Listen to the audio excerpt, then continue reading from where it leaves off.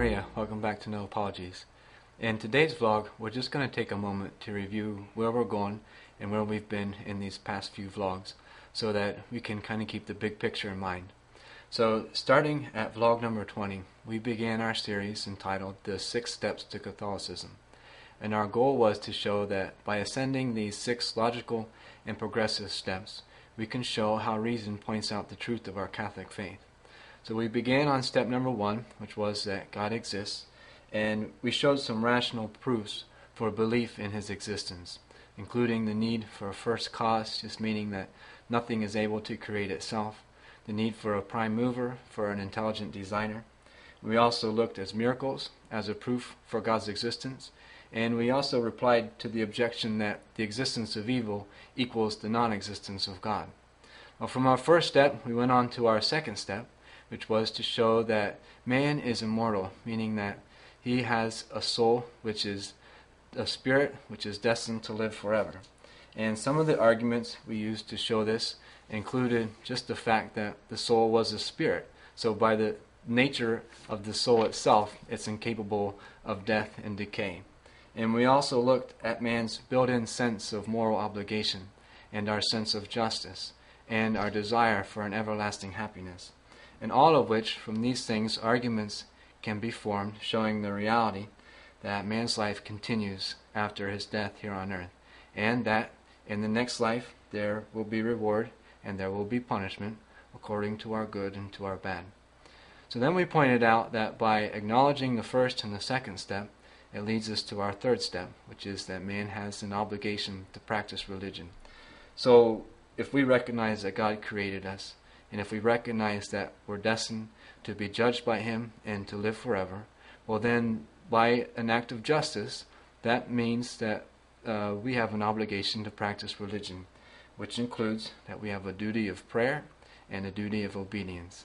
And so the duty of prayer includes both privately and publicly acts of worship, acts of gratitude for the life that He's given us, and seeking His help in the things that we need as a son seeks the help of his father. And by obedience, we recognize that at that point in our vlogs, it meant following the dictates of the natural law, which we found already existing within our hearts.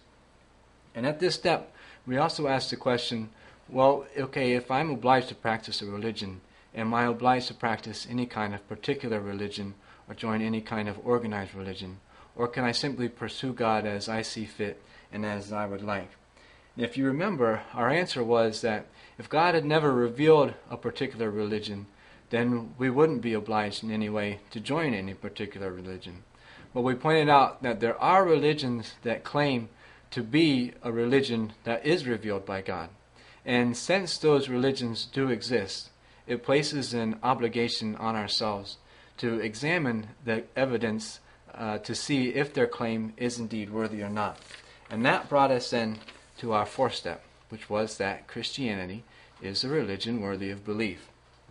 And we pointed out that because Christ claimed to be God Himself, if that were proved true, then all other religions would automatically be rejected as false religions. And in order to do this, we first examined the Gospels, and we showed that the Gospel accounts are indeed reliable sources of information. We showed that they were actually written by the authors to whom they were ascribed, revealing that they were either written by eyewitnesses themselves or they were written secondhand from what they heard from the eyewitnesses themselves. And we showed that the writers were reliably informed, they were sincere, meaning there was no reason for them to make up lies or stories, and that they were very accurate in the things which they recorded. So then, looking at the Gospels with assurance, we showed beyond a shadow of a doubt that Christ did claim to be God. His apostles understood it, the Jews understood it, and His enemies understood it. And we pointed out then that He also backed up that claim, 1, through His personal holiness of life, 2, through His wondrous works, meaning all His miracles, but especially His resurrection, and 3, by His prophecies, which clearly revealed that He possessed the divine knowledge.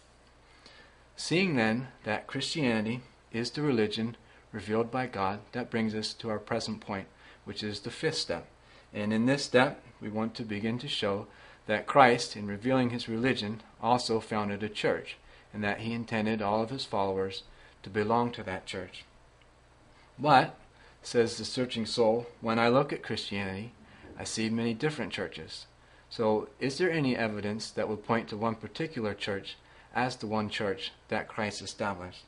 That is what we will begin to examine on our sixth step. We'll look at the evidence and see that yes, the evidence does point to a particular church, and that church is the Holy Roman Catholic Church.